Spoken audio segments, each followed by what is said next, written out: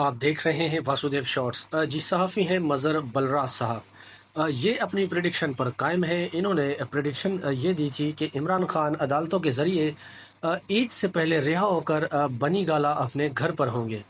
अब भी वो यही बात कर रहे हैं कि इमरान खान, जैसा मैंने कहा, जो उनका दावा है, वो कहते हैं कि ईद से कबल इमरान खान रिहा हो जाएंगे। रिहाई के बाद मुस्लिम लीग नून से तो वो निपटेंगे बाद में, लेकिन उन्होंने कहा कि इमरान खान सबसे पहले अपनी पार्टी के अंदर सफाई मुहिम शुरू करेंगे, क्योंकि बहुत सारे तहरीक इंसाफ के लोग, उन्होंने कहा कि बेनकाब हो गए हैं, जिन्होंने इलेक्शन जीतने के बाद जो है वो अपनी वफादारियां तब्दील कर ली और इमरान खान के हुक्म की अदूली करने लग गए।